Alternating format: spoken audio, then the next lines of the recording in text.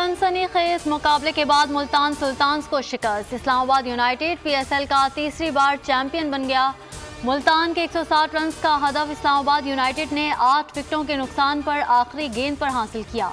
United के Martin Guptill और आजम खान ने 47 रन की शराकत बनाई। आजम खान के भी 30 रन, इमाद वसीम 19 रन बनाकर नाकाबिले शिकस्त रहे। मुल्तान सुल्तान्स की जानिब से उस्मान खान 57 रन बनाकर नुमाया रहे। फातेह टीम को 14 करोड़ और रनर अप को 5 करोड़ 40 लाख रुपए इनाम दिया गया।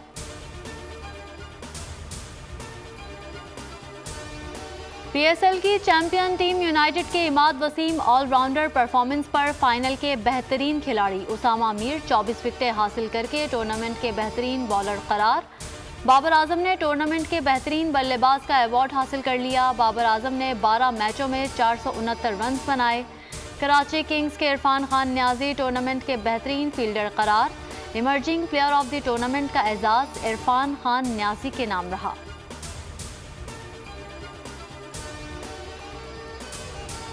वज़ीर आज़म शहबाज शरीफ की PSL की जीत पर इस्लामाबाद यूनाइटेड को मुबारकबाद। कहा, दोनों टीमों ने शानदार खेल का मुजाहरा किया। ये जीत किसी एक टीम की नहीं, पाकिस्तान की है। क्रिकेट का खेल पूरी कौम को मुत्तहिद करता है।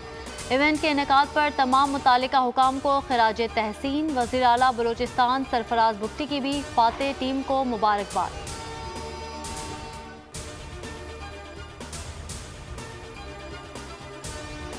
पाकिस्तान की अफगानिस्तान में दहशतगर्दों के खिलाफ फजाई कार्रवाई। हाफिज गुल बहादुर ग्रुप के ठिकानों को निशाना बनाया। तर्जुमान दफ्तर खारजा के मुताबिक ग्रुप TTP के साथ मिलकर पाकिस्तान में दहशतगर्दी की कार्रवाइयाँ कर चुका है, जिनमें कई पाकिस्तानी कानून नाफिज करने वाले इदारों के अहलकार शहीद हुए।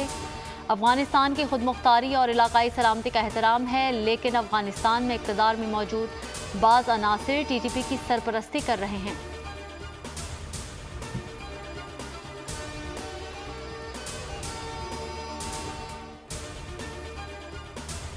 अमरीका का पाकिस्तान में दहशतगर्दी और पाक फौज के जवानों की शहादत पर इजहार अफसोस। तर्जुमान अमरीकी महकमा खारजा विदान पटेल की प्रेस कॉन्फ्रेंस। कहा, तालिबान यकीनी बनाएं अफगान सरजमीन से हमले ना किए जाएं। दोनों ममालिक को इख्तिलाफात का हल निकालना चाहिए। हम पुरअज़्म हैं अफगानिस्तान दोबारा दहशतगर्दों की महफूज पनाहगाह ना बने। दो तरफा बातचीत और इंसदाद दहशतगर्दी के लिए पाकिस्तान से मुसलसल राब्ते में हैं।